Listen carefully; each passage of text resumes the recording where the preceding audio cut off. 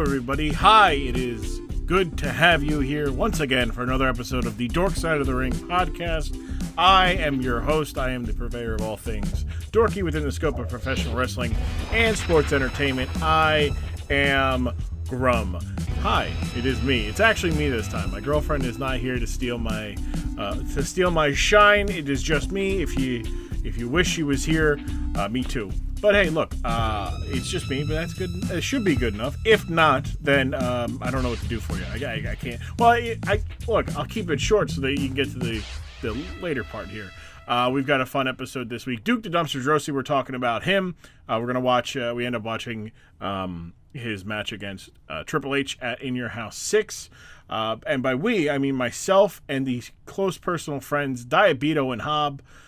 Two good friends, good pals. Great conversation that we've had here. Diabeto and Hobb were great guests, are great guests, and should continue to be here. I normally do this at the end, right, where I'm just like, oh, they'll be back. They will be back. Spoiler alert, right?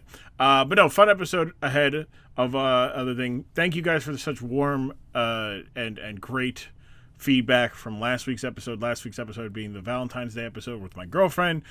She got a kick out of a lot of the feedback you guys sent me, so that I read, that I gave her, looks at. A lot of good times.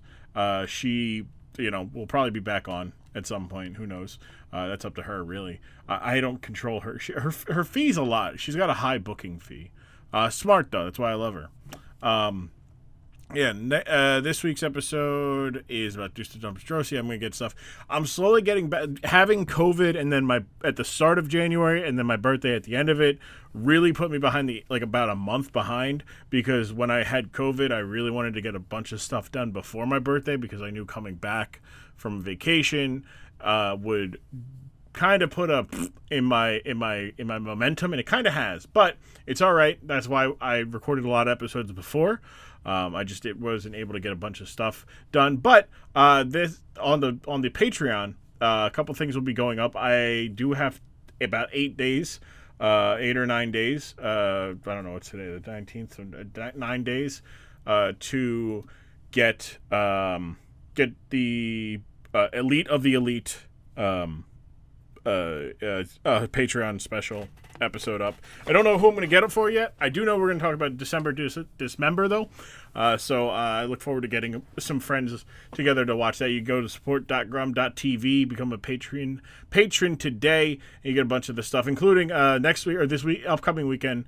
I'll be putting up the sumo truck, the sumo monster truck match from Halloween Havoc '95 with Slay and Imperial Jedi.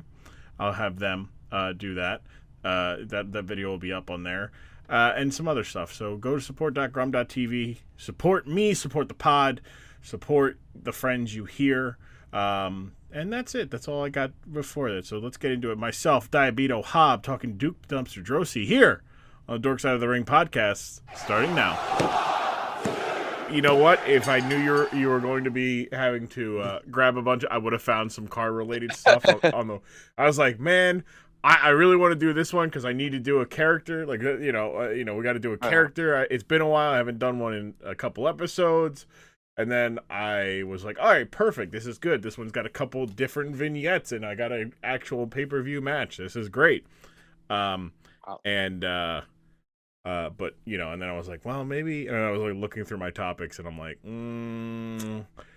it's not really car related. It involves a car, but it's not. Like I did think about Stone Cold gets run over, which as a like for as a topic is a solid one, but also should probably be saved for like a shorter form version, because it's literally like a 3-minute segment, and then he gets.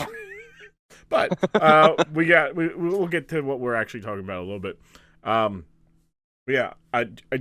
just, if I seem a little distracted, is because I got too involved into the Sixers game against the Clippers, and they're down by 1 with 22 left.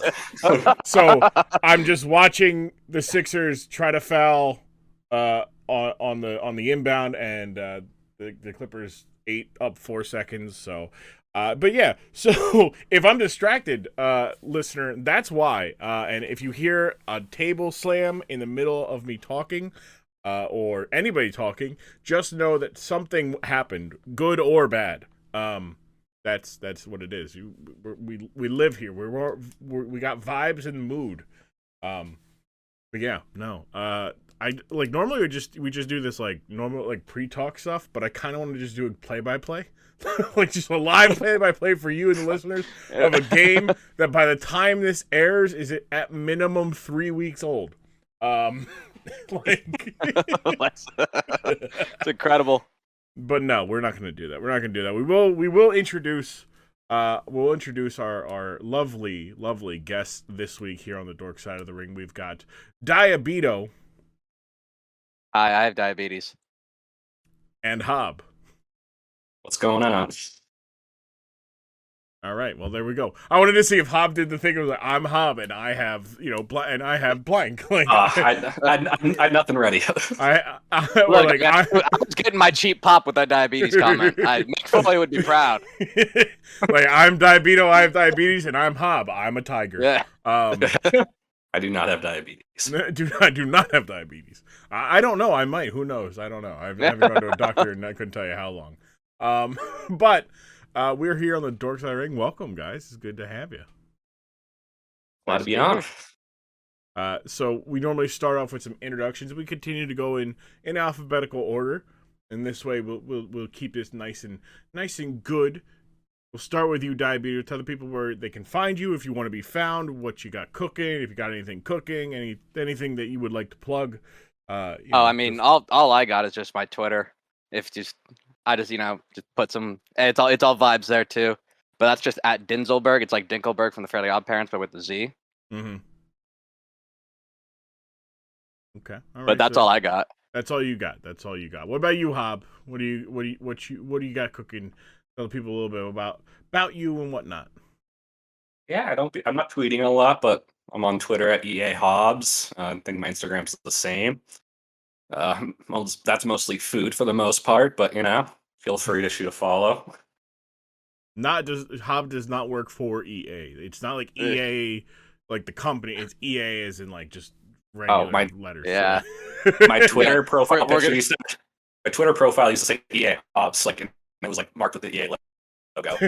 So you bring in the microtransactions to the Dork Side of the Ring podcast. Oh my god, I'd be sick, and I'm the person who runs this. Like I'm about to be sick. I think. Nope, we're good. All right, we're all right.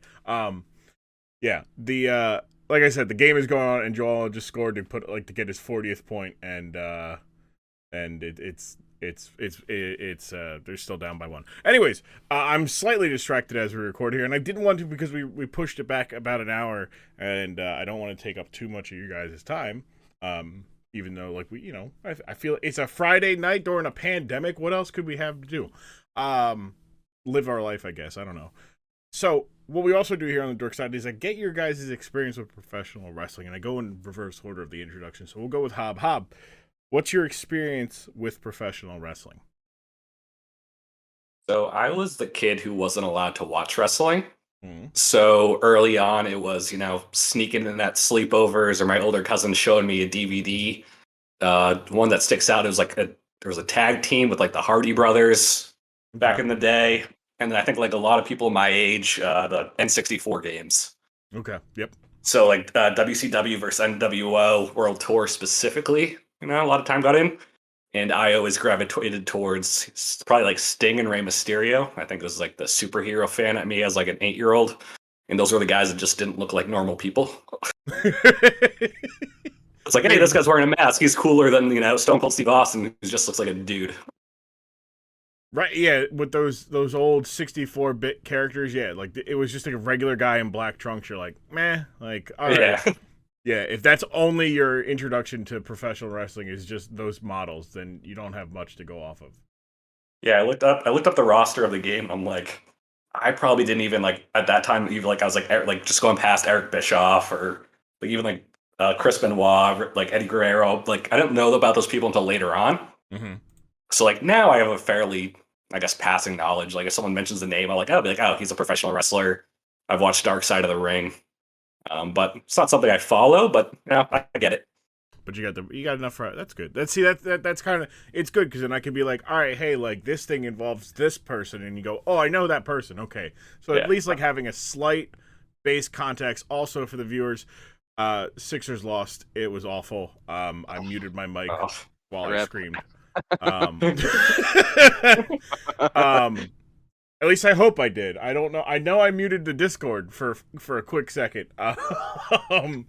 But Diabeto, what about you? What's your experience with professional wrestling? Oh, I probably shoot.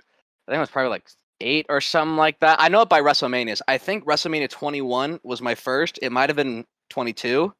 Okay. But then, so I was watching it and stuff. And then I think 26 was my last one. Then I took a break. And then I was just, it was after WrestleMania 30. I think it was actually the night where Rollins turned heel. Was like my first episode back just because I saw it on. And I was so confused. I was like, wait, why do these guys got Kevlar and why is he beating the hell out of them now? Like, I missed the whole build-up that would lead to the heel turn. I was just like, we got these Walmart security guards and now they're fighting each other. Like, what are we doing here? Yeah. But I came back then, and then I've pretty much, I'd say pretty much casual. I don't really watch the week-to-week television. I let the promos do the work, and then I mainly watch pay-per-views. That's smart. I mean, like, honestly, that's wrestling at its best is, like, the pay-per-views, because it's like, all right, we're going to put our whole foot into it here. And and they're just a lot of fun. Like, but yeah, what a wild time to come back to it. It was no, that was like the thing. I was like I missed Brian getting hurt too because it was like Cena and Orton refuting. But I just remember seeing that and I was like, oh, okay. Yeah. I guess we're just hitting people with chairs now. Yeah. Just a while, like, cause like it was. That's like the weird. So like the mid 10s is a very weird time. Oh yeah, like I know I missed the summer of Punk. Which is kind of like darn, but I also missed the 2012 SmackDown where it was like Mark Henry, Big Show, and Sheamus. Yeah, well, all right, like, okay, that I'm taking it hurts my feelings because I like 2 of them. I think Sheamus is great now. Yeah, I thought Sheamus was great back then too. Yeah, I don't think I would have been interested back then. Yeah, it's fair. I just anytime you tell me a guy who's like 6'5", 6'6", 6'7", like brick shithouse build. And just for no reason at all climbs up the at least middle rope and just does moves off the middle rope that are just big man moves. Like, oh, I'm just gonna do a flying shoulder tackle from the middle rope.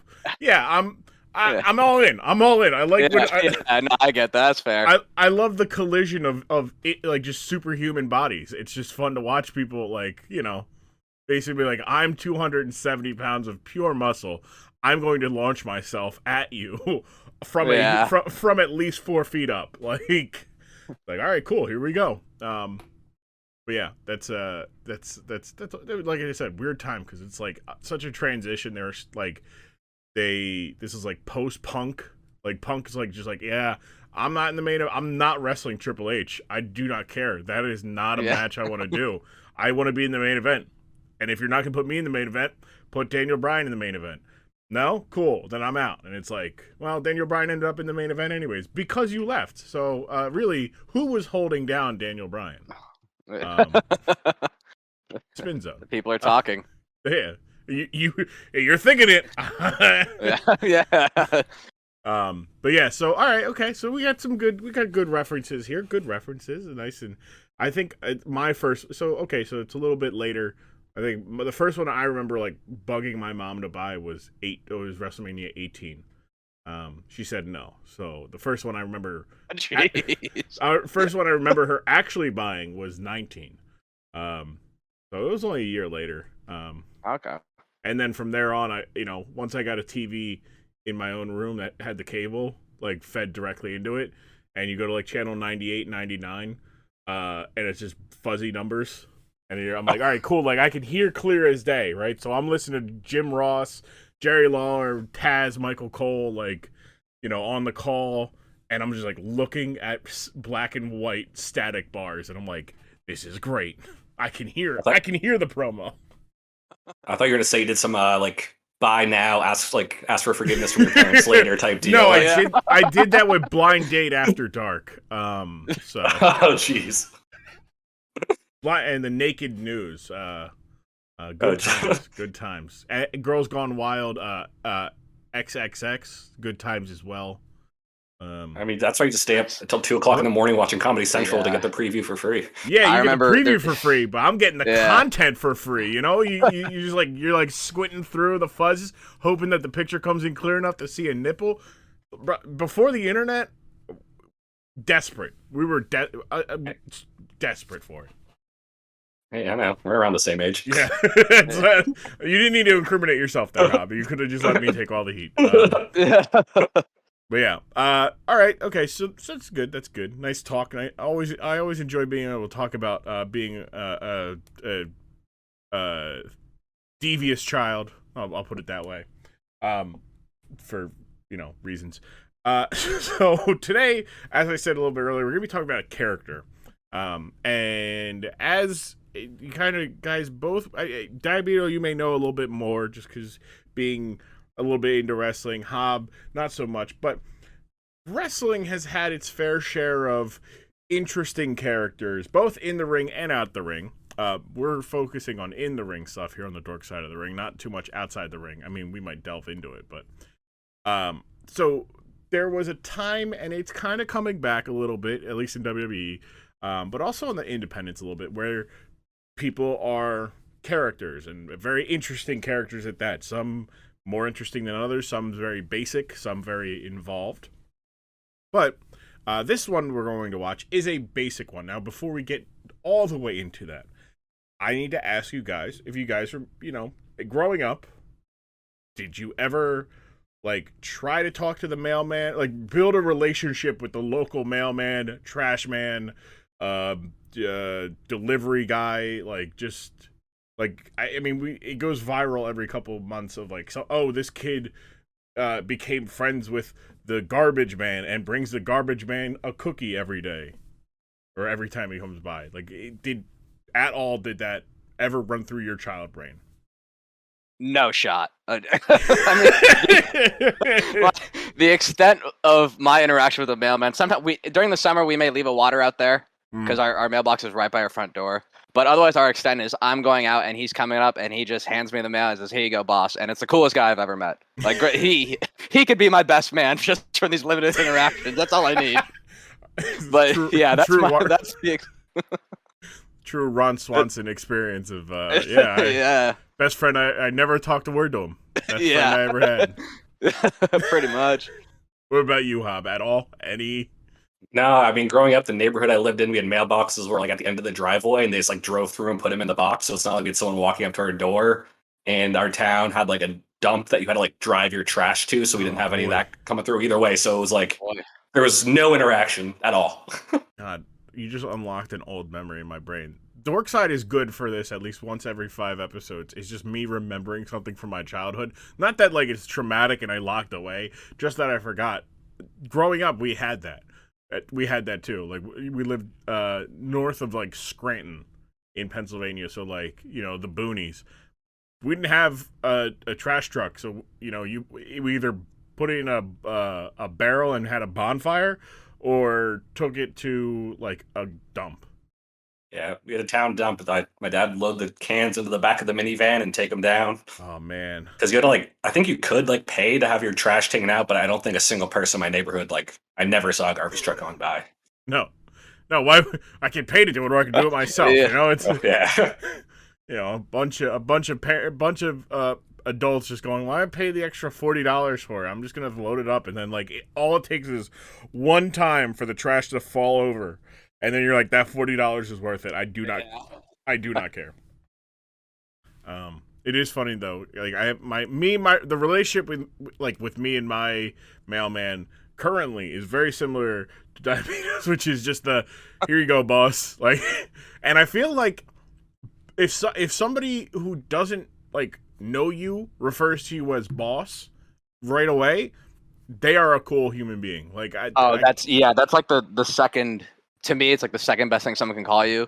The first is you're into usually it's a smaller man, but English isn't their first language, and they just call you my friend. But yes. There's nothing better than that. There's nothing better than that. Yeah. I was gonna say someone serving you food calling you honey or sweetie is up there. Okay, that's a good up one there. too. Yeah. But just like, here you go, my friend. And it's like, you know what? Yeah, I am your friend. You know what?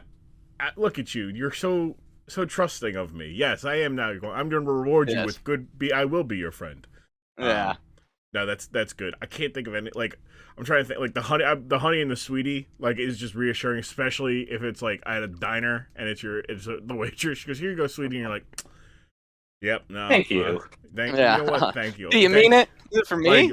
Like, hey, do you want powdered sugar on your pancakes, sweetie? Yes."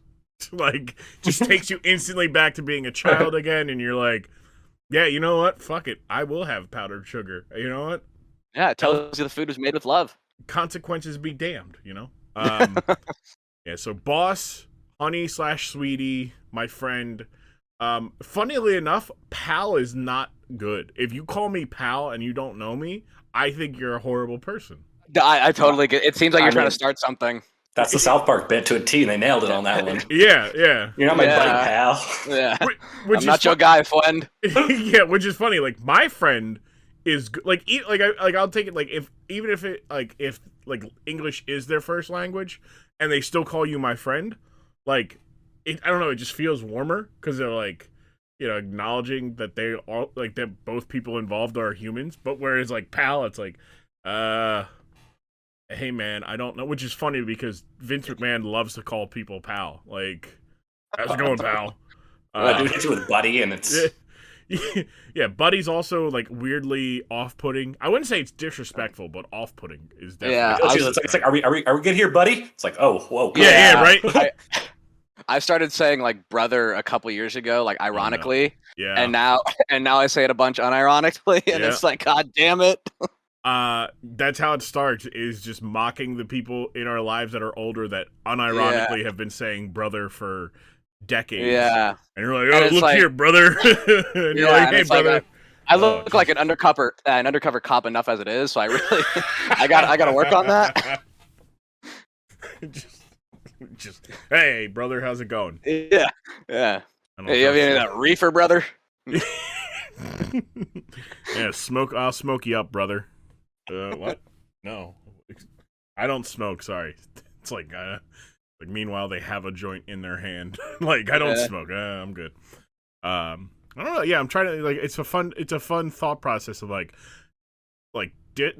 off-putting like identifiers, I guess, for like from a stranger. But like I don't know, just being like, here you go, boss, or boss man. Boss man's like. Yeah, boss man's great. Yeah. Man's probably just my go-to. You know, it's like, thanks, man. Yeah, man, dude. I mean, you can't go wrong. Bro is weirdly volatile. Where it's on the inflection. Yeah, it depends on. Yeah, it depends on exactly what was said right before it.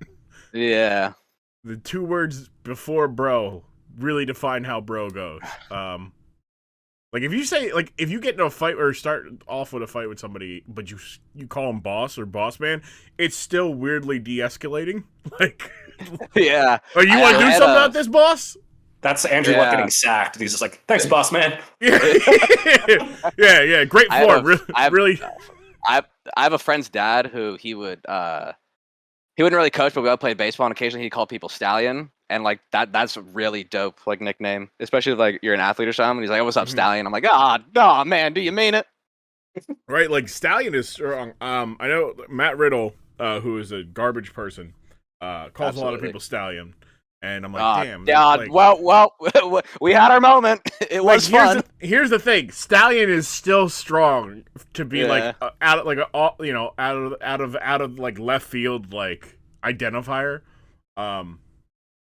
Yeah, another one would be Titan, but again, Braun Strowman now goes by Titan, and he's a garbage person. But just like calling somebody Titan, like or this is a funny story. So my brother, 1 year, got cologne for his birthday when he was like younger. He asked for cologne at like age like 12, right?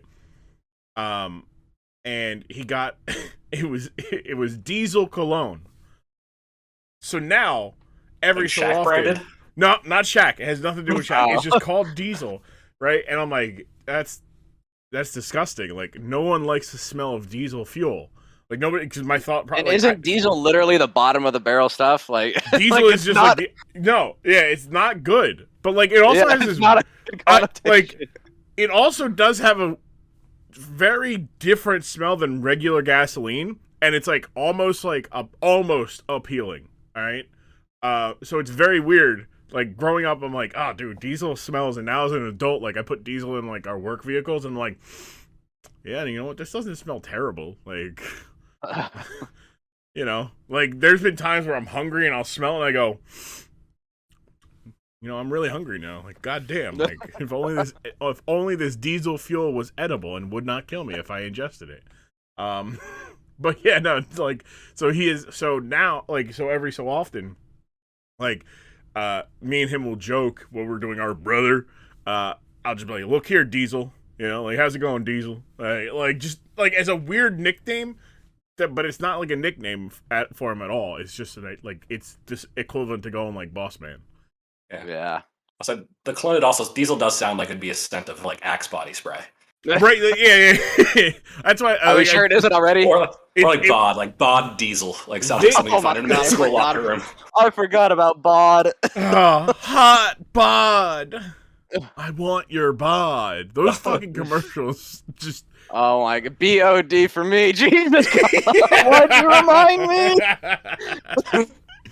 Yeah, no, those high school gyms and middle school locker rooms just awful. Like you had like deodorant, just reapply deodorant, right? Like you shouldn't be that sweaty. Like just even like I mean I went hard at gym. I was very competitive. I love playing I love playing volleyball. Volleyball was my game because I'm one of the tall people, so I just get to do tall people things. Also there was a bit where like one of our gym teachers would give you extra credit if he saw you sweating, which. Freshman year, I was like, all right, cool, like, let me go sweat. And then sophomore year, I realized you could probably just splash water on your forehead and your armpits and you look like you're sweating and get the extra credit, so you don't have to really try. So, things you learn as you get older. Sounds like a creepy gym teacher, honestly. No. His shorts were definitely like 4 inches too short. No. Actually, no. No, he was a great. He was actually like he still is in like the air. Like him and his wife both taught gym. She taught it in the middle school. He taught it in the high school. They've been married like forever. They've been at the school district. They were at the school district forever. Him and the other gym teacher were like best, like grew into being best friends, and like him, like his, like it was just like really cool. To be like, man, look at these adults that are like friends for like 40 years and they're not dickheads. Like, they're also like just, it's like encouraging like people who are trying. Like this is like that's like the whole thing is like just try and you will be rewarded, because in life you should try because you are more likely not to be rewarded for just trying. So it was very like he's not I know that description of like loves to see people sweat does not make him, but he is genuine, like positive human being, and like seeing him around town always makes me go like, hey, it's good. That's a good human being right there. I grew up next to one of my gym teachers who was a good guy. Yeah, and I guess to swing it back, actually, one of my neighbors, her cousin Triple H. Like he's, he had lived in southern New Hampshire where I'm from, and one of my neighbor, one of the kids I went to school with, his mom was Triple H's cousin. Wow. Oh, wow. Okay. All right. So 3 degrees of separation from Triple H. Okay. All right. Yeah. All right. Interesting. All right. So we'll get that. The other question I got, how would you respond? And this is, there's somebody listening right now that this question was asked to me by them, and they're listening right now, and they're getting a smile on their face. But what would you do if somebody were to, while you were unconscious for any of reason, sleeping, passed out, drunk, knocked unconscious, whatever, you woke up and your hair was all over the place, and they basically buzzed you down to a 1. How are you reacting? Well, first off, I'm surprised that never happened to me. I mean, I would probably, it depends on the situation. I'd probably get pissed. My friends actually tried to pull this prank on me once where they like put the back end of the razor to my head when I was asleep to watch me freak out. Oh man. So they just kind of like they turned it on and then like went through my head, and I'm just like I woke up frantically like touching my head, ready to like fight somebody because I thought they'd actually pulled that off. But yeah, I know. I know like people. I've had friends before where they just get like the app on their phone that just makes the razor. God, that's such a throwback. The iPhone, like the razor thing, and they put that behind people. But I'd be so pissed, dude. I haven't cut my hair since like the beginning of COVID, and like I like it like out long like this. And they just cut it. So you couldn't even give me like a fresh fade or anything. It's just you just made me look like who's the guy in Full Metal Jacket, the big bald dude? Vincent D'Onofrio's character, Sergeant Pyle. Yeah, Gomer Pyle. You made me look like this, dude. Like I brought it up before. Like I look like an undercover cop. I can't afford to have a buzz cut. Like no, you can't. Well, the reason why I bring that all up is because today's episode, topic of today's episode is from In Your House 6. We're gonna watch Triple H, aka Hunter Hearst Helmsley at the time, taking on Duke the Dumpster Droese in a just a standard match. The reason why I bring that up is because right before their match, or maybe like a couple weeks before, Duke the Dumpster Droese got his hair cut. So that's kind of the crux of this, is that Duke the Dumpster Droese got his hair cut by Triple H, and he didn't take kindly to that. So what we're going to do is we're going to watch a little bit of Duke the Dumpster Droese in the first, we're going to watch Duke the Dumpster Droese, like a promo or two of his, and then we're going to watch the match. So the time codes will be in the description of the show on your whatever page of your podcast. And we're back here on the Dork Side of the Ring podcast.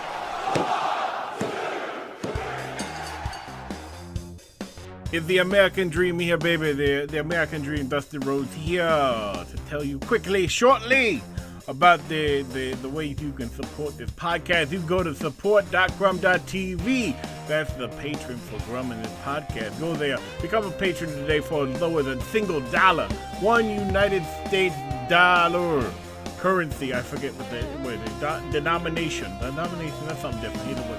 $1 US dollar. That's right. $1 US.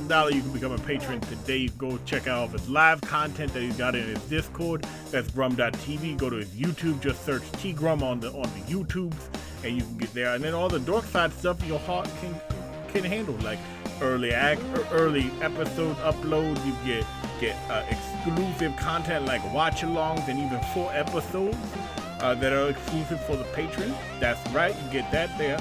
You can also continue to support for free by going and following us on Twitter at DorksideRing and on Instagram at DorksideRing there too. That's all 3 words. DorksideRing. That's right. DorksideRing on the Twitter and the Instagram.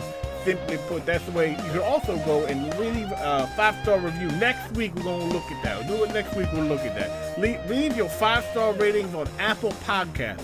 Go into the Apple Podcast, log in, whatever you got to do, whatever. Go to the Dork Side of the Ring. Go leave a 5-star and leave a review. Say something nice about the podcast. It'll help us out. You can also go to Spotify and you can give a 5-star rating there. That's right. They got a rating system. Did you know that? That's really cool, right? That's really cool. So you go there. Spotify, Dork Side Ring. You go to Apple Podcast, 5-star rating and a review. And we read that here on the podcast. That's right, baby. Hell yeah, right? Support.grumm.tv if you want to if you want to give some currency, cold hard cash to old Grumm and his content there over the Content Factory. But I'm Dusty Rhodes. It has been a wonderful time. Nothing hard about these times. Let's get back to the episode, shall we? So that is Duke the Dumpster Droese. I guess I would say his premium spot on WWE television. First thoughts. We'll start with you there, Diabeto. What's your first thoughts of Duke the Dumpster Droese? I mean, characters are great. I'm very much on your side of the whole wrestling is better. It is stupid. Like, I'm not going to argue against it, and that's part of what makes it the best. So, but like, it's him buying all the way into it. They do the vignettes. He's just throwing trash. Like, this is a guy being a dude. Like, he's just sitting there, he's like, this is my favorite part, and he's just throwing nothing. But just the corniness and how he bought into it. Like when he yelled, "Time to take out the trash." Oh, it's incredible. Like that's such a good idea for a dumb wrestling character. Right? And like, he lived it up. He was all in on it. Like, he just went full force. He said, and this is the thing where, like, when people are like, that gimmick's so dumb. And it's like, yes, gimmicks are dumb. Like, it's wrestling. Like, like, everybody can't be an ass kicker. Do you know why? Because some people don't kick ass. Like, you can't just be, I'm a serious guy, and then lose all the time. I'm not taking your ass seriously. Guess who I will take seriously? A guy who loses because he's a garbage man by day. Like, yeah, he's tired. He worked a 48-hour shift this week. You know, they probably had some removal shit that he had to go on, on hand to do. Maybe somebody threw out a refrigerator, and he's like, I can do it. Fuck it. And they lift. You don't know what Duke the Drumster's day-to-day was like, all right? That's why he's losing so much. But also, he just gave it his all, man. He's like, look, this is how I'm going to be on TV. I might as well take it. Yeah, and I also just imagine, like, as a garbage man having a spine buster. Like, say you actually put something that isn't recycling in the recycling bin, and he just knocks on your door and just picks you up and throws it down. Like, that goes in the blue bin! Yeah, like, oh my god. And the thing is like, it's, as wrestling, like, he probably could have been doing this forever if he was not, like, he was physically sore. Like, that's why he basically asked to be released, because he's like, I can't wrestle this much. Like, you want me to wrestle 4 times a week? I can't. I can't do it. And then, like, he didn't go anywhere else. He literally, like, he just went back to, like, wrestling at his own, like, pace, and it's like, good for him. What about you, Hobb? First thoughts about Duke the Dumpster Droese? It just seems like almost like a perfect gimmick, because they don't, like, nothing tries to be, like, overdone.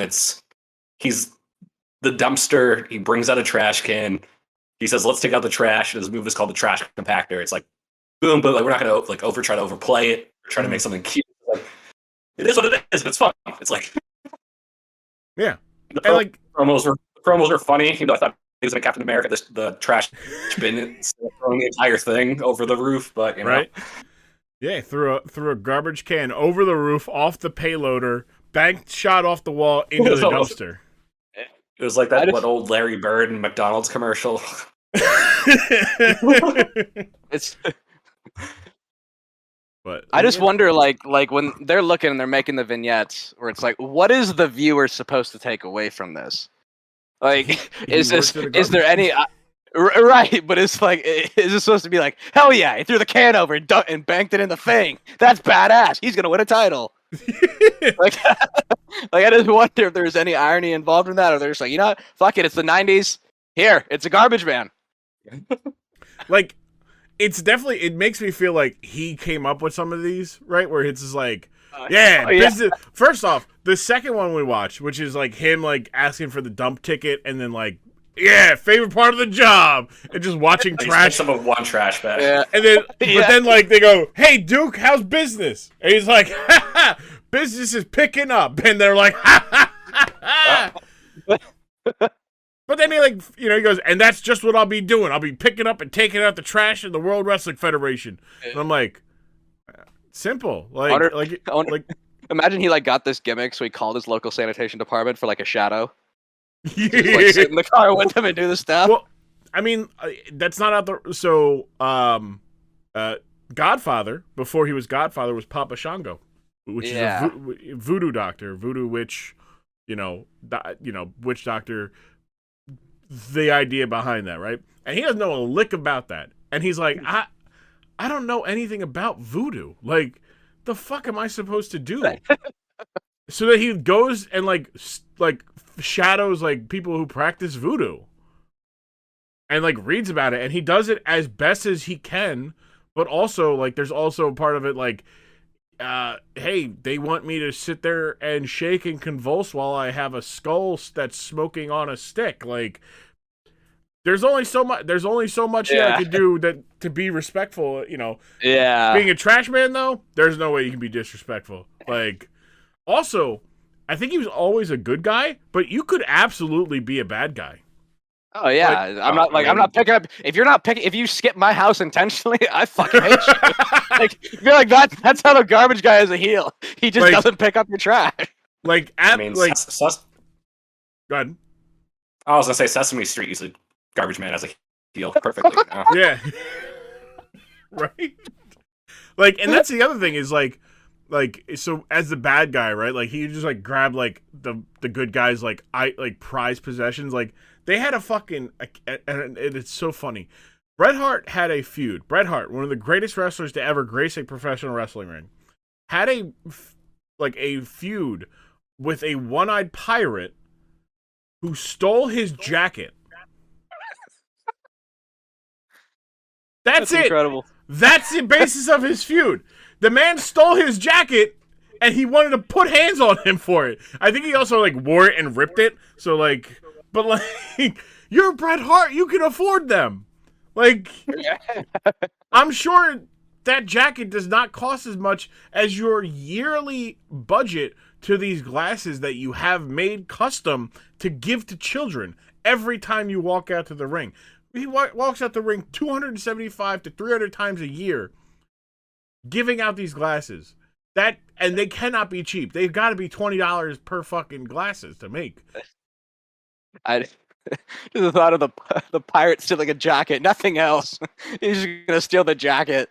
It could steal his wallet. Could steal his social security number. You're a pirate. Look for gold. No, yeah. Why are you taking a jacket? It's his fucking jacket. It's cold in the ocean or something.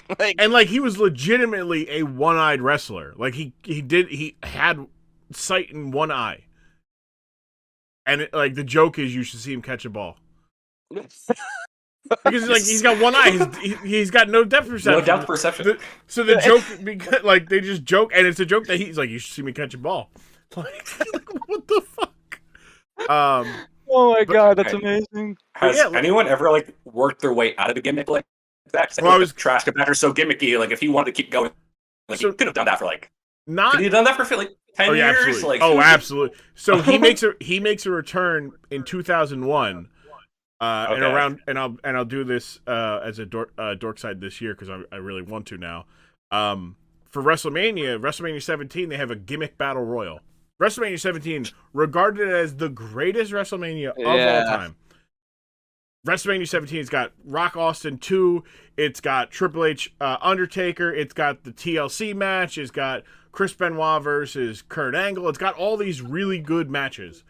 And then they have a gimmick battle royal.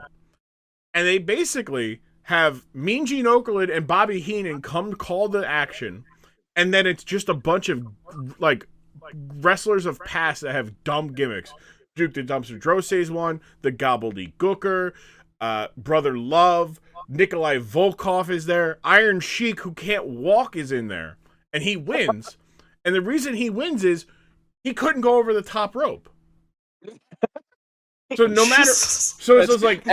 He's a massive brain. Yeah, look, he was. I think at the time he was 50 something, and he had Iron Sheik has had a rough life of he's addicted to cocaine. It's very documented that he's addicted to cocaine. He's he legitimately escaped Iran, was wanted by the Iranian government for leaving Iran. Not good. Not a good life, but also a good life in the sense of, he made a lot of money for wrestling and, he's loved and adored. But it's still rough where he can't walk, at from 50, and that's fucking 20 years ago. He's still living and he can't. They had Jim Cornette in the ring. I just looked at the contestants. Yeah. This is. Yep. Yeah, Jim Cornette's in that. They had a lot of they're look, because Jim Cornette and Bruce Pritchard were still working for the company. They were in creative. So they're all right, Brother Love, Jim Cornette, get out there. You guys are going over the top rope. Michael Hayes too. God damn. Yeah. Michael Hayes, one of the only. Which I don't know which iteration it was, but I think it was Brooklyn Brawler Steve Lombardi Doink. Not because I think by then Matt Bourne had passed away. So it was the goofy silly Doink. But yeah, there have been people who have maybe not to the extent of this goofiness, but Stone Cold Steve Austin was not Stone Cold Steve Austin for the first 6 months of his time in WWE. He was the ring master. Yeah. He was the master of the ring. He was Ted DiBiase's chosen $1 million champion. And he basically, like, he wasn't very much himself. He was but it was a way to get in the door. The Rock was Rocky Maivia, and which basically his whole gimmick was he's third generation. His dad was a wrestler, his grandpa was a wrestler, but like he was just happy to be there almost. Let's see. I guess like Rikishi.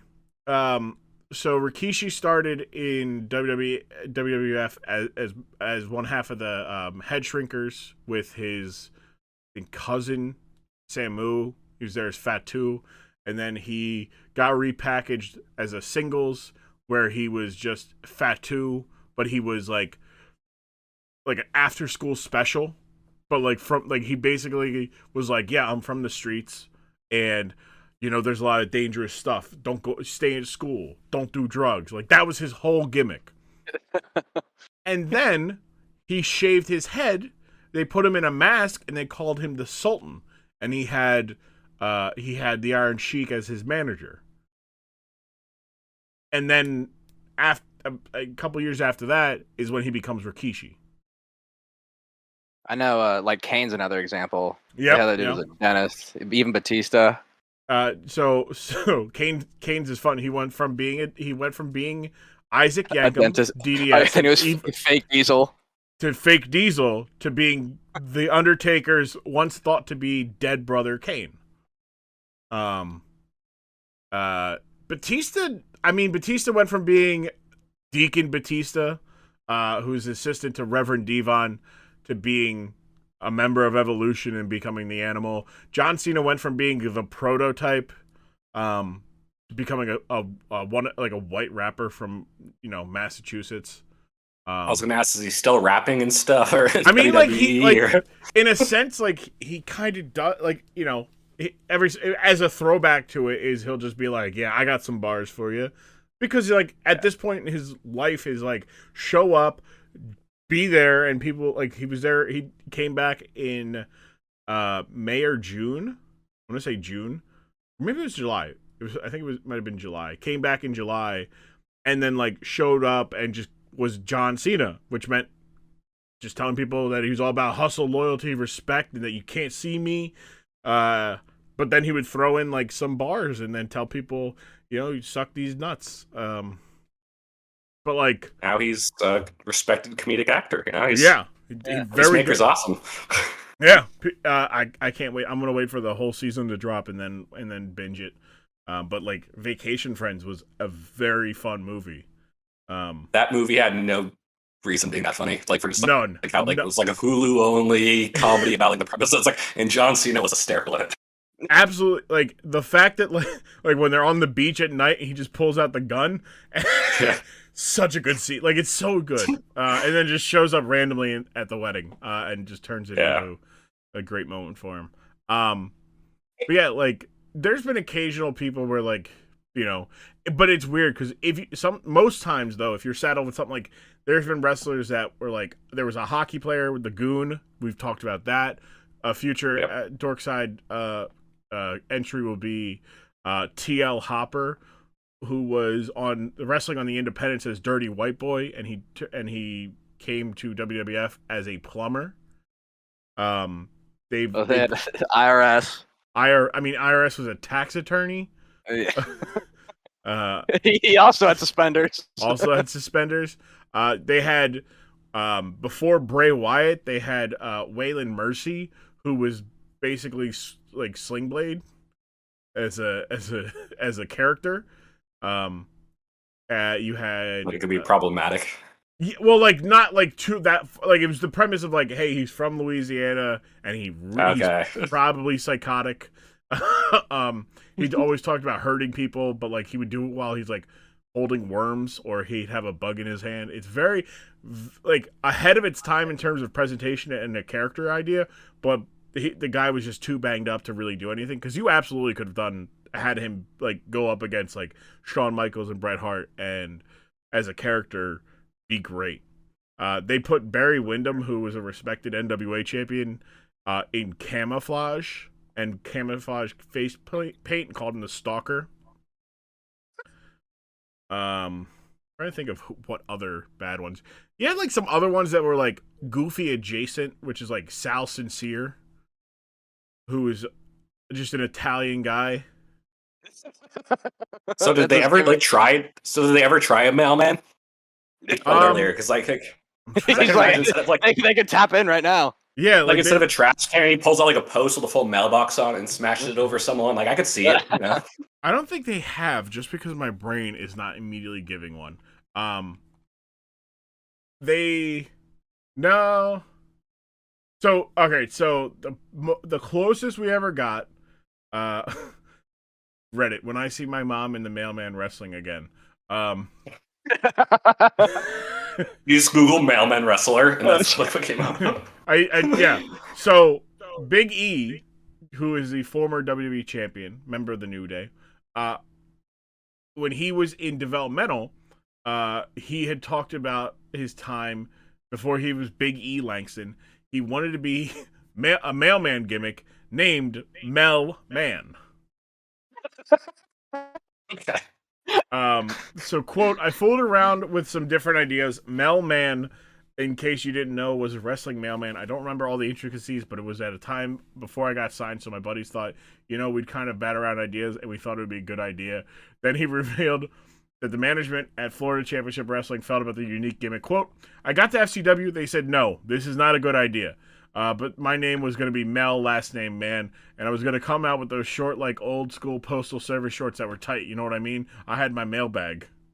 He was asked if he had moves. He goes, I really don't know. I think I had some other ideas for names and moves and whatnot, but I forgot all that because my memory is bad, and that was 11 years ago, and that's all I did to entertain myself. Like, I could just... It's like picture like taking the post out the mailbox, turning the flag up, smashing it over the head, and then like putting it down. Yeah. Or it's like you open the mailbox and a fist just comes out, like and just punches you in the face. And they've jackass shit. Yeah. Yeah, right. They've had like some newer, I should say, like in the last 20 years, they've had occupational gimmicks. Dolph Ziggler, current wrestler, is as his name is Dolph Ziggler. Who got his start as Dolph Ziggler by just shaking people's hands and saying, hi, I'm Dolph Ziggler. Before that, he was a member of the Spirit Squad. But after that, and before being Dolph Ziggler, he was Chavo Guerrero's caddy. And this was at a time where Chavo Guerrero was going by the name Kerwin White. Basically, a joke so that like he could say, it's great to be white. Or it's great to be a white. It's like some dodgeball shit with White Goodman, Yeah, but like this is WHIT. Yeah, yeah, like it's some like he was the golf caddy for him. We've had like the Mountie, who was just a Canadian cop. It's electric. Big Boss Man originally was started off as a just like a corrupt jail guard. What else do we have? We've had like a couple other ones. Like I can't believe I'm remembering this. One of the writers had a gimmick. It was Big Dick Johnson. Oh, God. And Big Dick Johnson was a rotund man who would wear a Speedo or a man thong and cover himself in some baby oil and lap dance on people. Oh, well, that you bring that up reminds me of Val Venus. That is an occupation. Porn star is an occupation, yeah. The Attitude Era occupations were a little different. Said he brought a new meaning to finishing move. Yes, yeah. Well, I mean, look, Val Venus's finisher was called the Money Shot, and he literally, it was just a splash off the top rope. Godfather was a pimp. That's an occupation. Not a legal one, but it's an occupation. Yeah. I don't know if the boogeyman is an occupation. He's got to get paid somehow. Someone's got to pay him. Yeah, the boogeyman. Trying to think if there's anybody else who had like occupational gimmicks and then came through with it. Like currently WWE is their developmental is going through a weird time, where they're reintroducing people with gimmicks, very over the top cartoony gimmicks. There was somebody who was previously like this Chinese like myth human being who had supernatural powers, and now they are a sleepy like onesie wearing adult who just sleeps every time. There's what else? Oh god, there's a guy who runs his own university, but it's absolutely electric. His name is Andre Chase, and it's just Chase U is his school. Like there's like a lot of like over the top. It's like one of these things is like, all right, hey, you're a good worker, but you will not connect with the audience, just being yourself because you're boring. And a lot of people don't like hearing that their favorite wrestlers are boring, because a lot of people's favorite wrestlers are boring. Like, not everybody can be entertaining like Adam Cole on the mic to make me forget that he's 5'6" and cannot fill a medium shirt. How long did the puke guy last? I remember him from like... Oh, Droese? Yeah. Yeah, because that was a gig. I remember watching Dark Side. I think he's like, what's your gimmick? He's like, I can puke on demand. Oh, but yeah, that's that they took that footage from I think, or they Beyond the Mat was the original movie. Okay, actually, I think I watched that, so it might have been when I was watching that then. Yeah, so Droese was puke for like a couple months. Unfortunately, Droese gotten in like he was in a match with D'Lo Brown, and D'Lo Brown like hit a move on him, and it left Droese like paralyzed. Oh, jeez. And so like I'm in the movie. Yeah, I just forgot about it. Yeah, because it happens after the movie comes out. Let's see, what else is trying to think of like who else, because there's also a time when like WWE like was introducing new talent like every week in the 2000s. Like it was a new talent initiative, but like they never went with a over the top character. Like MVP was just like a franchise player. Like he was the idea of like a diva like football player. Well, I mean, like the mid 2000s, their most popular like gimmick is probably also like the most problematic one they've had with Eugene. Yeah, like they had like him and then Festus too.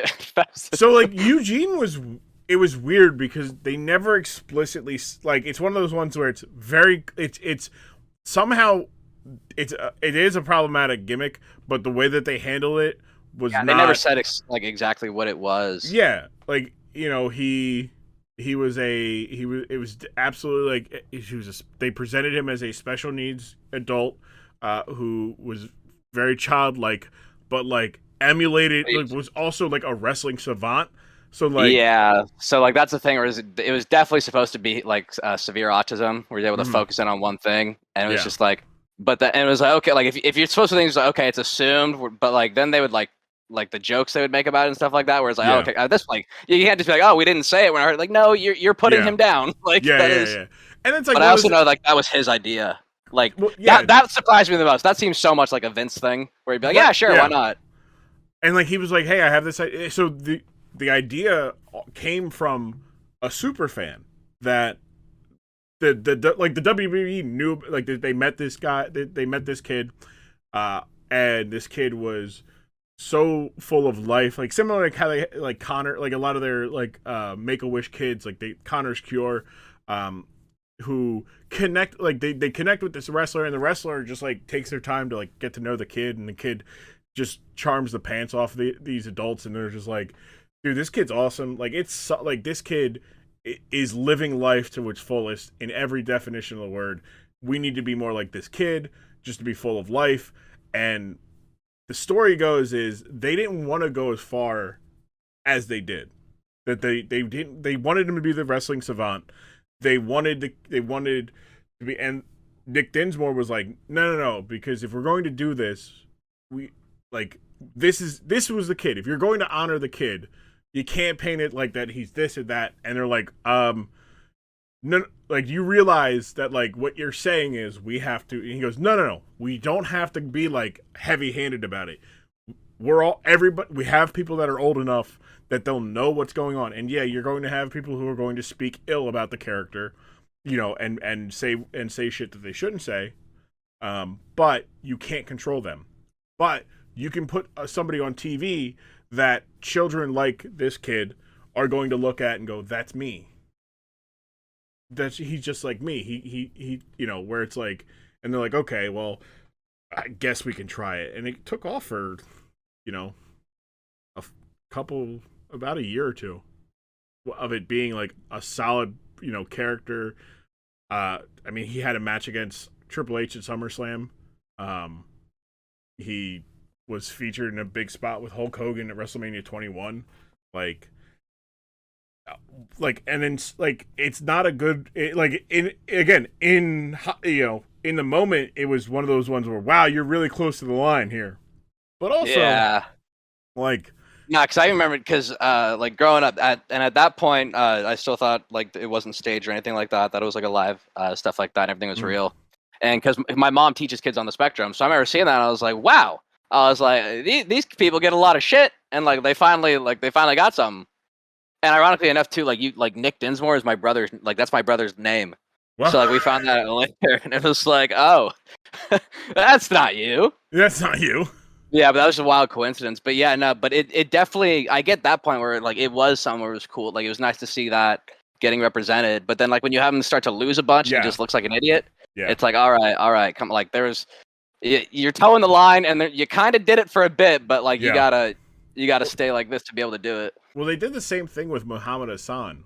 Because, again, like a character and an idea that was already towing the line, and they were like, we have faith that we'll be able to see this through and stay on the right side. And for the most part, they did. It was basically a guy going, I'm American, but because my name is Muhammad Hassan, y'all think I'm a terrorist. Go fuck yourselves. And they're like, boo, USA. He goes, I'm American. I am American. Like, you chant for USA, you are chanting for me. No, your name is Muhammad Hassan. Boo.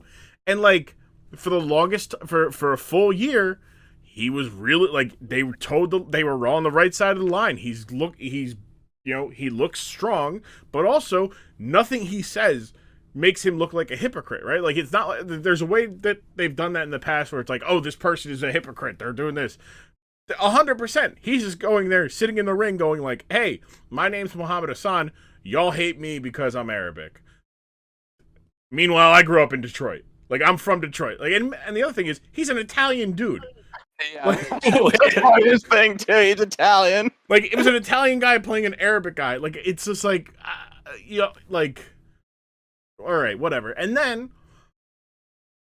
they decide for some reason to have him attack the Undertaker with a bunch of terrorist-looking guys and praise, and then make him, you know, pseudo praise Allah while these terroristic masked men carry the corpse of the Undertaker away. Also, that happened the day of the London bombings. And that's like a lot of stuff you're saying reminds me, like, I feel Glow. Like, I watched that recently on Netflix and touches on a lot of this stuff in terms of like wrestling and how it dealt with that. So yeah, wrestling does not deal. Wrestling dealt with stereotypes, not representation for hundreds of years, for 100 years. Like, I've talked about it before. A lot of what Vince McMahon built his empire on is just stereotypes. Like, he also he understood having somebody who it represents a community. Like, he always made it a point that they had a Hispanic wrestler from you know, like Tito Santana, Pedro Morales, Rey Mysterio, Eddie Guerrero, Dominic Mysterio. Like, he makes it a point that community has somebody who is represented as as a premier talent, not just like, oh, he's there, he is a premier talent. For whatever reason, never felt the same way about Asian community, the black community, he'd have an Irish person, he'd have an Italian person, he'd have somebody from the South, like, but like, no, like he brought in Junkyard Dog for a little bit, and then that was about it. Like, other than that, like, you know, he just, so like he understood it, but didn't apply it to all the other stuff. And on top of that, like, would occasionally be like, hey, Tito Santana, we're gonna put you in Matador gear, and we're gonna call you the Matador.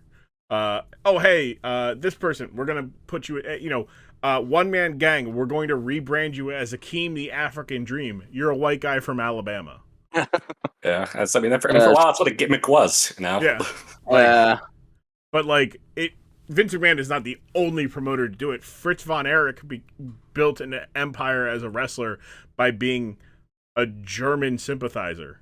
I mean, his name was Fritz von Erich. He's from Dallas. Baron von Raschke is a guy from Minnesota, but he was wrestling during the time of like the Cold War. So he made a career out of being the bad guy. Mr. Fuji and other Japanese wrestlers that were American just became, Japanese wrestlers that got booed because of Japan.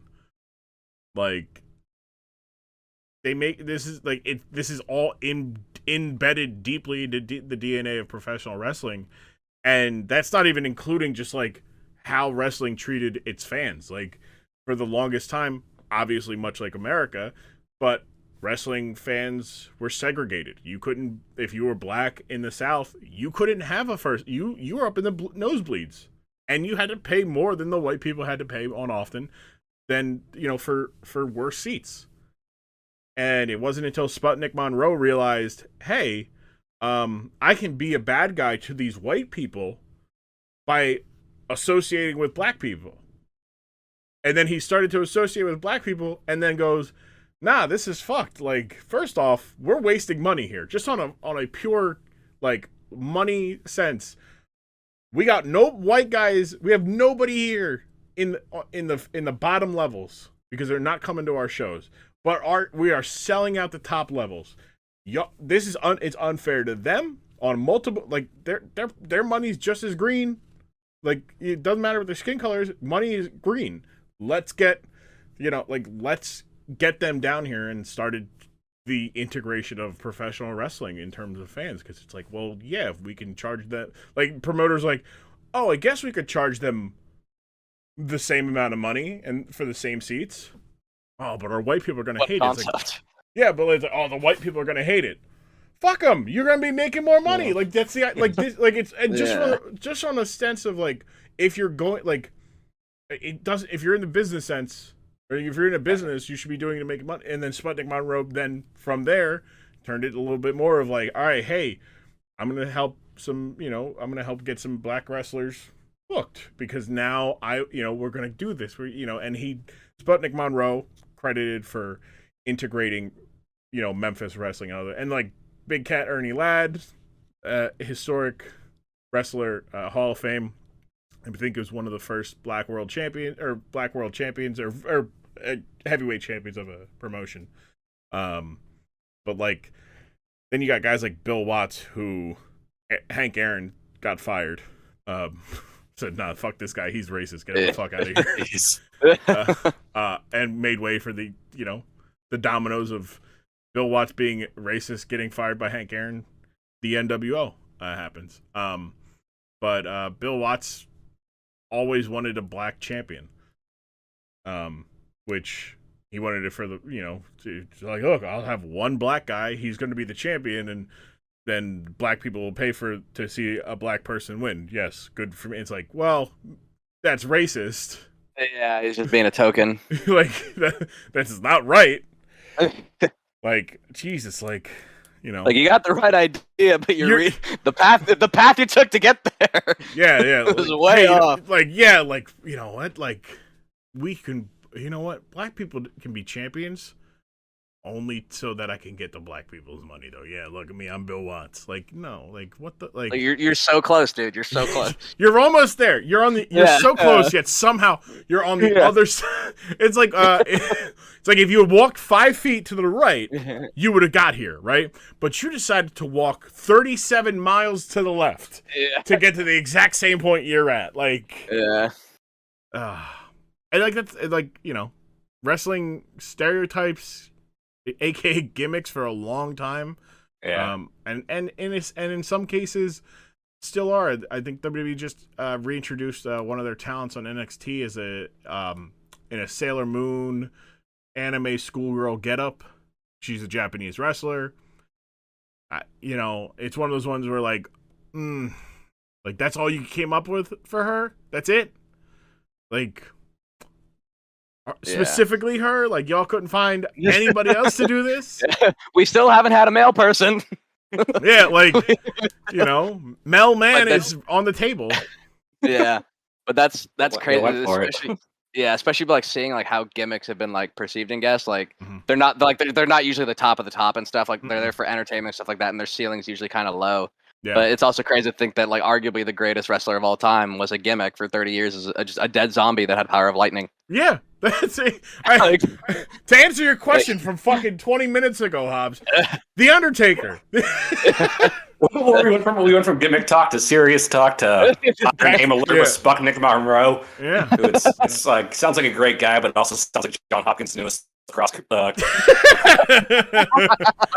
Yeah, right. No, but like, it's like The Undertaker. I mean, even he had to change gimmicks because I mean he felt it getting dry, but still, like, what was it? 4 years of Biker Taker?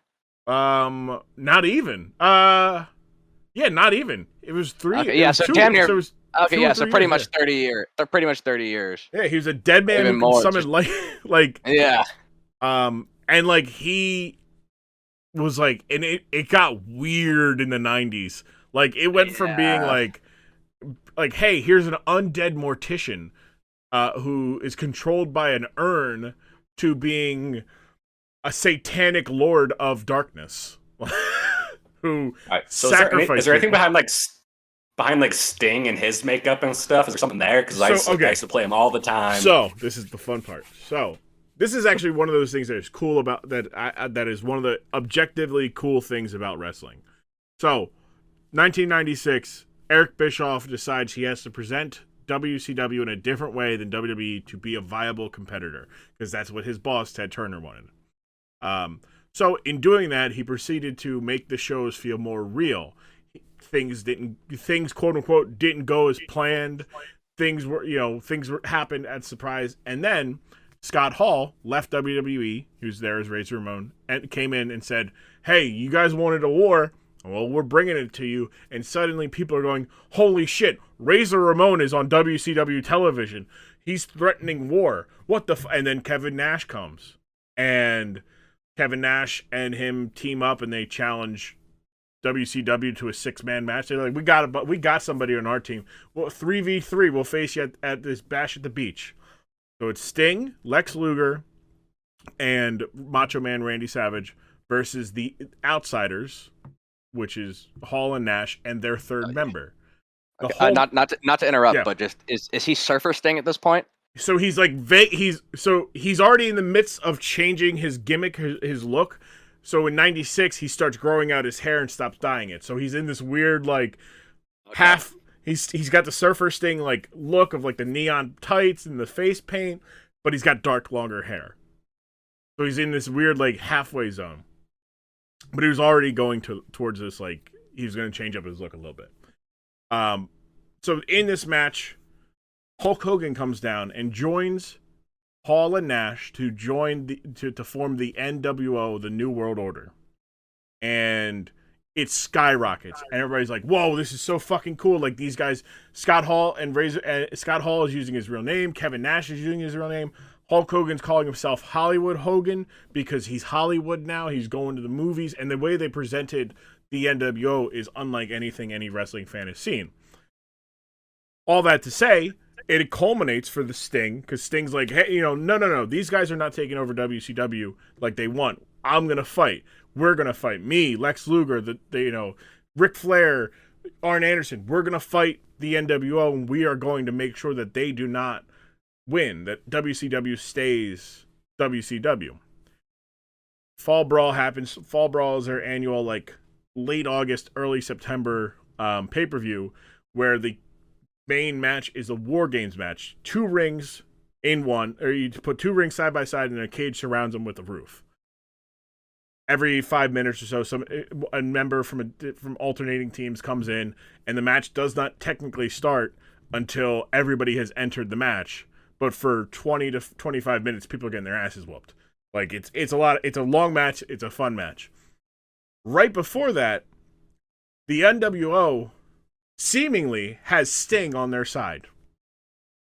Sting jumps Lex Luger, Ric Flair, Arn Anderson, WCW, and gets in the NWO limo. And then everybody is like, Sting, where have you been? I haven't heard from you. You attacked me. What the hell? And he doesn't. And come to pay-per-view, he's late. He's like, look, I just got in from Japan. I just came straight from the thing. I got held up. Blah, blah, what? And they're like, you got some balls to show up. And he's like, I didn't do anything. I'm on your side. So the good guys, Team WCW has the advantage, which means they get the last member. Well, of course, NWO's last member is Sting. Except WCW's last member is Sting. There's 2 Stings. There happened to be a wrestler who had like the physical like appearance of Sting, but they're like the exact same, like wearing the face paint, the bright face paint, bright tights. Sting goes in there, whoops everybody's ass, and then leaves and goes, "Fuck you guys! Like, you didn't believe me, but now now you believe me. Now that fuck yourself. You didn't trust me." So then he becomes Pro Sting, which Scott Hall said to him one day. He goes, "Hey, you ever see the Crow? You kind of look like that Brandon Lee guy. You should turn into the Crow." And that's where Sting started wearing black and white, same colors as the NWO. Face paint was different. He had a fucking crow with him, and he always hung up in the rafters watching WCW and NWO, and occasionally would come down just to drop people with a Scorpion Death Drop and go back up there. Before adding something. Before wrestling, like before declaring war on the NWO and Hulk Hogan, to where Hulk Hogan is terrified of the man. So, yeah. Yeah. When I looked up the roster of the video game, WCW NWO World Tour, it makes sense now that I saw Sting on the WCW roster and then NWO Sting on that roster. Yeah. So that fills in some gaps in what I was like, I guess he was in both. Do me a favor, Google Jeff Farmer wrestler, because I just discovered this. And does he have a farmer gimmick? No. His name is Jeff. No. His name is Jeff Farmer, but I believe but when you Google him, his icon, like that, how like if you Google like an it's Sting. It's Sting. It's actually Sting. Like it's real Sting. He's the imposter version of the original Sting, is what it says on his Wikipedia. Yep. That's Jeff Farmer. If you want, by the wrong guy. It's so funny. It's so disrespectful that it's like Jeff Farmer doesn't even get a picture of himself on a Google result. It's fucking Sting. Like it really shows how good of a job he did. Yeah. No spin zone. But no, like I don't know. It's to me, that's like one of the objectively cool moments of professional wrestling is that 96 year, because like also at the exact same time that is going on, Stone Cold Steve Austin goes. Austin 316 just says, "I whooped your ass," to a very religious man who was touting Bible verses as reasons why he would win a tournament. And he's like, "You talk about John 3:16 and Psalms 14:5. Well, Austin 3:16 just said, 'I whooped your ass.'" That's where it came from. Correct. And like Stone Cold Steve Austin is having this slow burn into becoming one of the more popular acts in the world, while the NWO ignited and is a wildfire. They're kicking everybody's ass. People are like, "Fuck yeah, I want to be a fan. I'm a fan of the NWO." Like, yeah, I love Hollywood Hogan and the Outsiders, and I love this is so great. And then just the 6, like I'd say maybe the 6 months of the first 6 months of the NWO is untouchable in terms of storytelling, because you have Scott Hall debut. From the moment Scott Hall walks through the crowd, just walks into a match, grabs a mic, and goes, "You know who I am, but you don't know why I'm here," and then leaves. To like Roddy Piper being like embarrassed on pay-per-view by the NWO.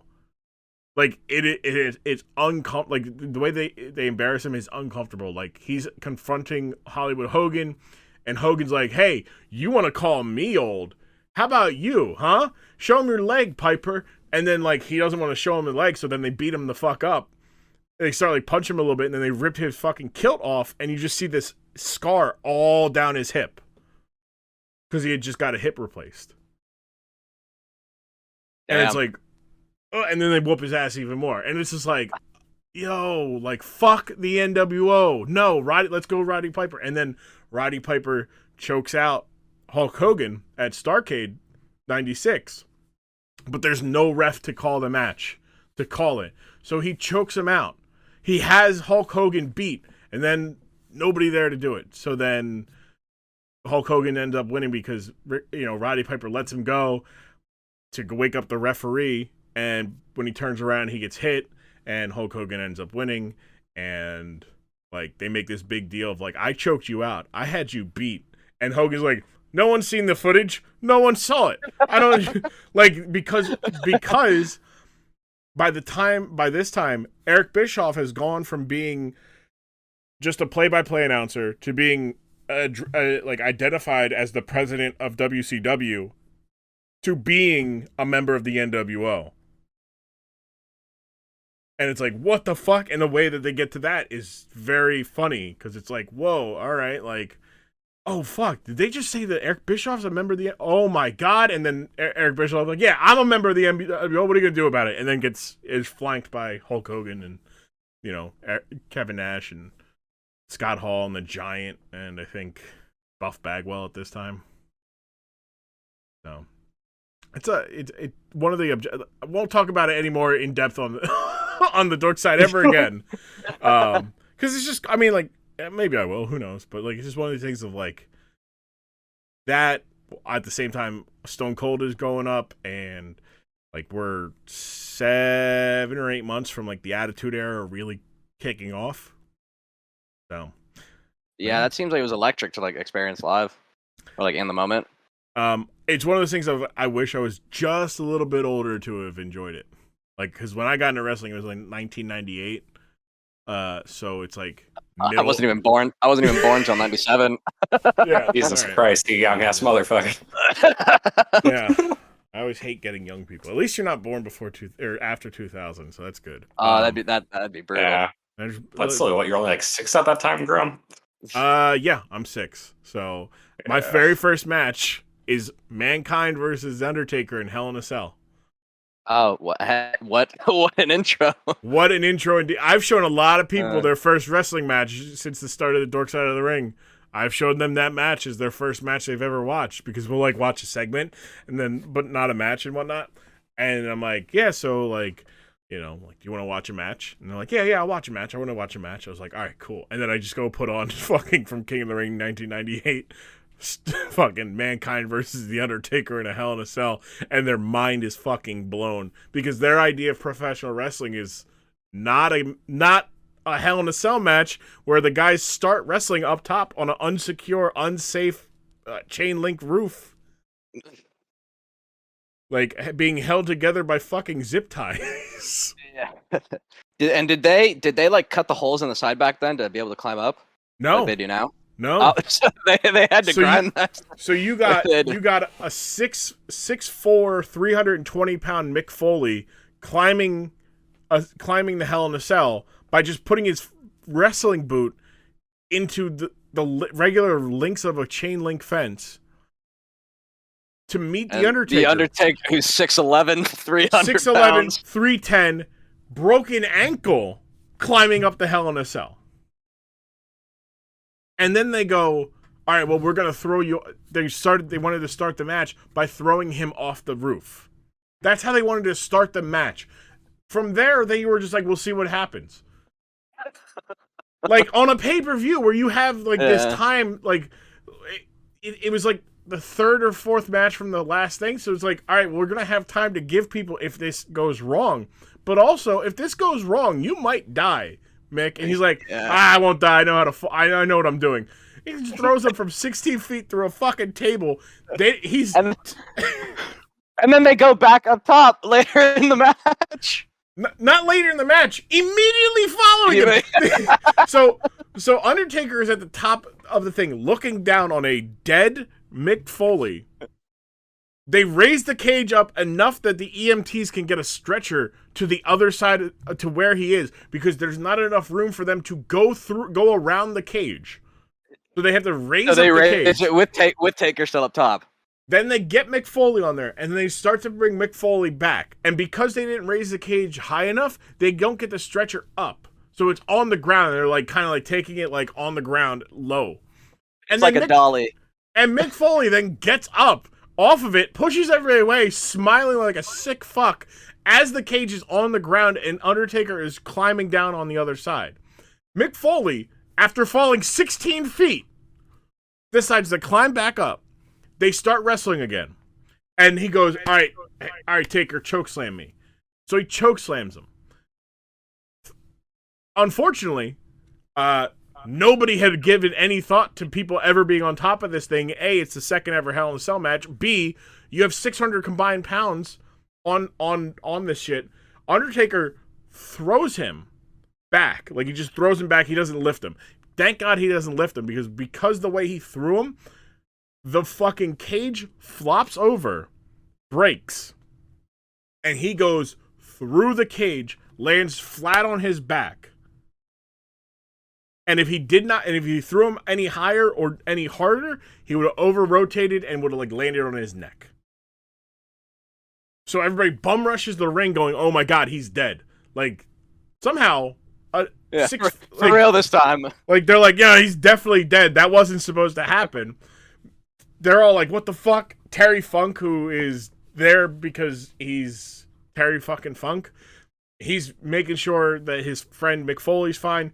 The Undertaker comes into the ring, lands on his broken ankle, and like is like, fuck, ow, ow, ow, I think I really broke it now. And then Mick Foley starts to get up, and Terry Funk gives him like some time, so he gets into Undertaker's face. Undertaker chokeslams him out of his shoes. Like, legitimately, his shoes come off. And then they have like a 14-minute match. Mick Foley's concussed and doesn't remember anything from get like, and then later shows up in the mat, like at the end, like in the main event, shows up in the spot of the main event that he was supposed to show up in. Is it Beyond the Mat they go over all that, or is that a Dark Side episode? So that was, I don't think it was a Dark Side. Beyond the Mat. So I think it has a lot of Mick Foley stuff, right? So Beyond the Mat has earlier that year has the Royal Rumble spot. Okay, he takes like 14 chair shots unprotected straight to his skull. And it was only supposed to be 2, but he kept getting up. Yeah, and I'm just trying to like. He told hitting The Rock, him. just keeps hitting him. 1998 is a wild year for Mick Foley. He starts it as champion. They have the halftime heat match, which fucking what a great marketing ploy. Like, hey, you can watch the halftime show or watch The Rock and Mankind wrestle in an empty arena. And you're like, all right, let me go do that. I went through like a wrestling doc phase because I watched like Beyond the Mat, Dark Side, Jake the Snake, like yeah, Jake the or the Resurrection of. Dude, that's a rough one to watch. I mean, it ends but I started doing Diamond Dallas Page yoga, you know. yeah, no, that's a greatest selling point, man. When you go and see the life that Jake the Snake has, and you see him now, and it's like, yeah, no, that motherfucker does DDPY. Like, it's like I'm sold. Also help like just it's just what like Jake the Snake should be dead. So should like Scott Hall. Also, the life that those two guys led and the addiction that they should be dead. Same with Jeff Hardy. Ric Flair's gotten there a couple of times. Apparently, he can't drink anymore. But that's because he had a heart attack. Yeah, like because when he almost died a couple years ago, like everyone thought for sure, and the Yeah. doctor said like, yeah, if you drink again, you're probably gonna die. Yeah, and he somehow found a way around it, apparently. Yeah, but no, you bring it up, Jeff, because I remember watching the Hardy Boys. I think it was the doc on the network. Mm-hmm. But like seeing the stuff, like seeing some of the stuff that Matt went through, and it was like there's always like Jeff's stuff was always publicized. Yep. And they show that video of Matt where he's like pounding painkillers and has like a handle. He's just drinking it straight. Yeah. And it was like I had no idea like how bad like his addiction was and stuff because it's always been focused on Jeff. Well, Jeff's had his issues for like a long time, like 20 years, right? Like he's had his issues for 20 years. Matt had his issues for a solid time too, but it really started when he had a breakup and found out the reason why he had a breakup was because his supposed friend was fucking his girl. Like, you know, yeah, that'll send somebody who's whose brother is doing the same stuff into a realm of having issues of their own, drinking, painkillers, and whatnot. But funny enough, we just talked about Matt Hardy yesterday, me, Pudge, and Midman, because we watched the final deletion and talked about how three of his four kids have fire names: Maxwell Hardy, Wolfgang Xander, Yes. Bartholomew Kit, and then his daughter is not the fire one, Evermore Hardy. First name Ever, middle name More. Or first name Ever, middle name More. That's still kind of hard. I mean, it is like Jeff's middle name is Nero. Yeah, and his daughter's name is Nira. Yeah, like they got the names down. Yeah, they're putting some pressure on the St. Browns. Like what? Like strong name. Like look, Evermore is a strong name. It's a weird name. It is strong, but it is like. And also, they have nicknames for everybody but Maxwell. So, Wolfgang is Wolfie. Bartholomew is Barty, Bartie. Evermore is Eevee, spelled exactly like the Pokemon. That's tough. Yeah. So, like, Eevee Hardy is strong. Eevee's got to name their kids all the fucking evolutions, right? That's what we said. Exactly what we said. Like, every kid is now going to be Vaporeon, Jolteon, Flareon, Espeon. Umbreon goes hard. Umbreon is a hell... Like, just... Umbreon Hardy? Yeah. Umbreon Hardy. That's a professional wrestler right there. That's where, like... It's like, oh, sorry, is your name Gracie? No, it's Glaceon. Glaceon. Oh, yeah. What? Yeah, Leafeon? What the fuck? Sylveon's the only one that is could even be like considered because you're just like, oh, it's like Sylvie. Okay, it's like no, Sylveon. I want please. Yeah. You'll call me by my legal name. Yeah, you'll. My name's not Jimmy. It's James. Yeah. That's James Butler right there. My name's Jimmy. I don't know what the fuck. Still wild to me. But yeah, that's the road we take on Dork Side of the Ring. I don't remember how we got all the way to here. With vibes and mood. Just vibes and as we said earlier. We said it in the beginning, and we stuck to it. Yeah. From garbage men to stereotypes to evolutions. We got it all. The evolution of a Dork Side really include the evolutions as well. But yeah. So, final thoughts on Duke the Dumpster Droese. We'll start with you, Hobb. Final thoughts on your time here on the Dork Side of the Ring. It's been fun. It's a fun topic to discuss. Seeing the garbage man go was pretty funny. Watching the 3 little intros was great. Had some questions answered about some old video games. Just overall good time. Mood. All right. Okay. Good. Mood. All right. What about you there, Diabeto? I swear if you say mood. No. Vibes is my gimmick, and diabetes. Those are my 2 gimmicks. But diabetes and vibes, baby. Yeah, my.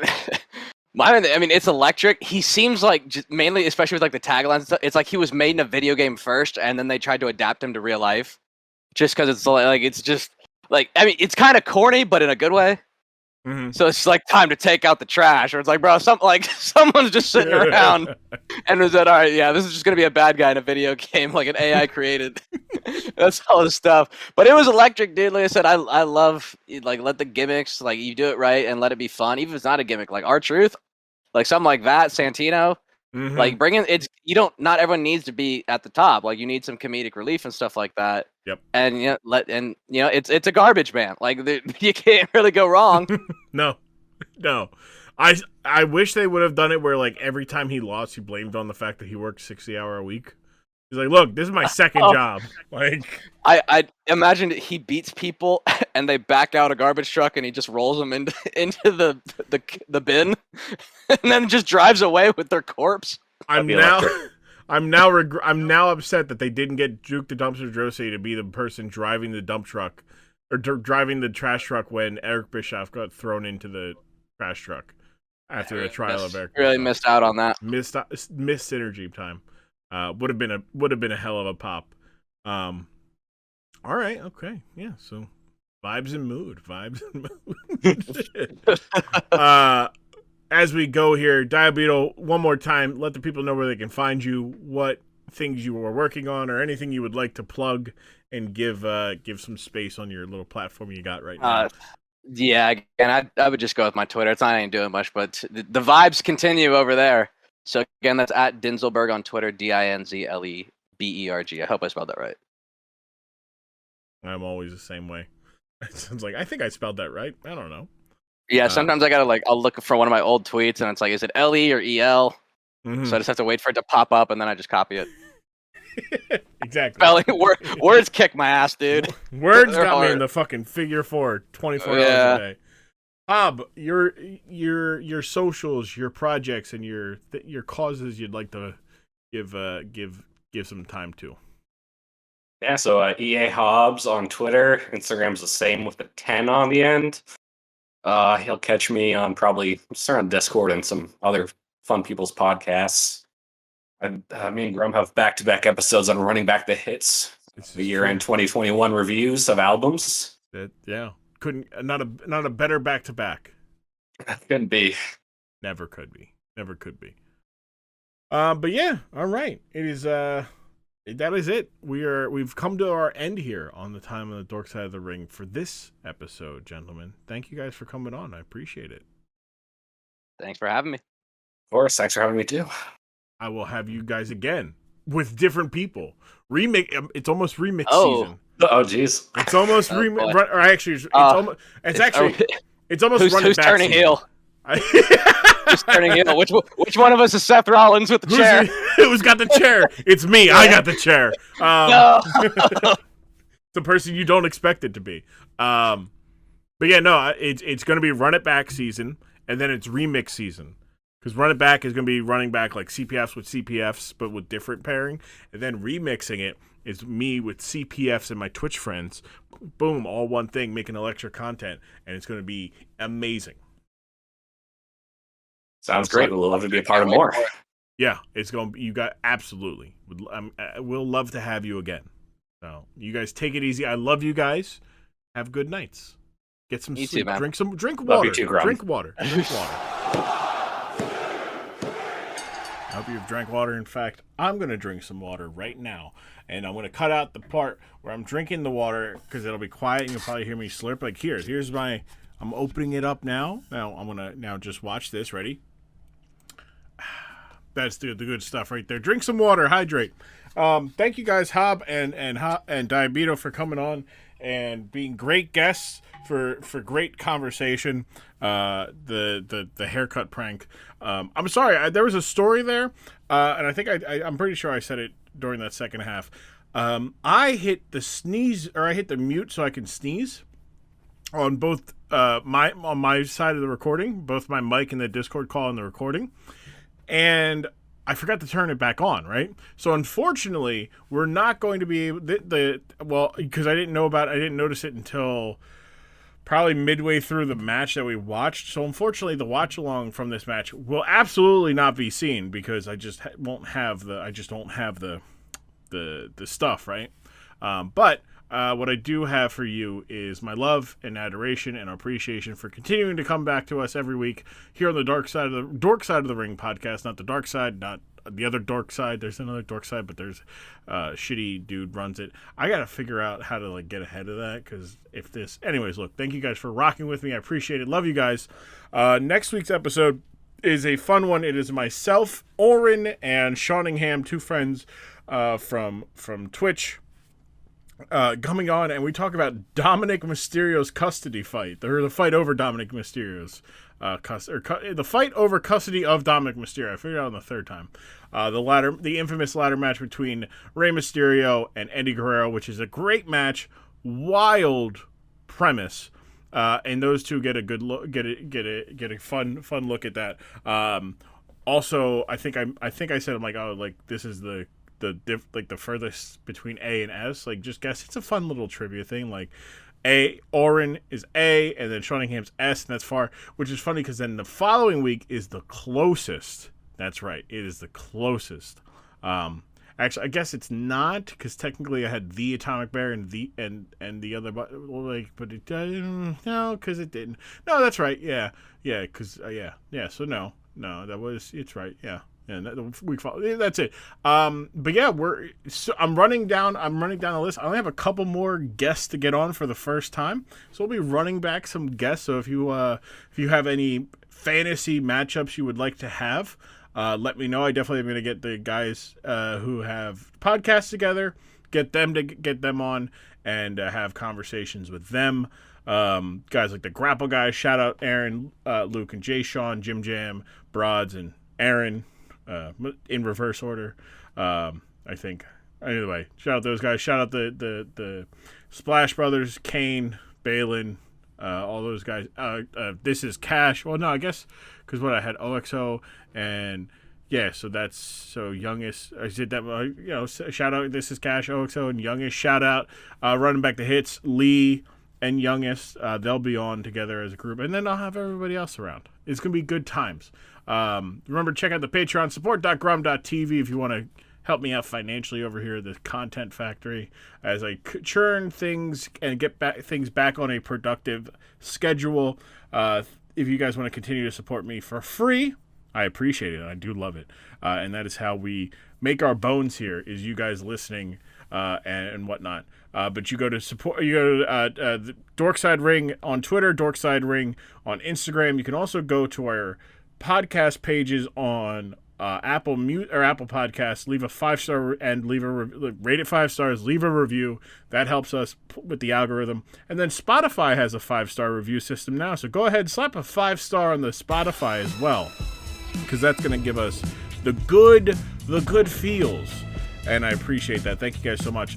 Next week, Oren, Shawningham, myself, Dominic Mysterio ladder match, or the custody of Dominic Mysterio ladder match from SummerSlam 2005. Thank you guys. Thank you to Diabeto. Thank you to Hobb for coming on. And thank you, listener, for listening. And for not taking wrestling too seriously. I know it's around that time where people take wrestling way too serious. It's Mania time. It's the best time to not take wrestling too serious, because wrestling is at its best when no one is taking it seriously. I am Grumm. I will see you guys here next week. Same time, same feeds here on the Dork Side of the Ring podcast.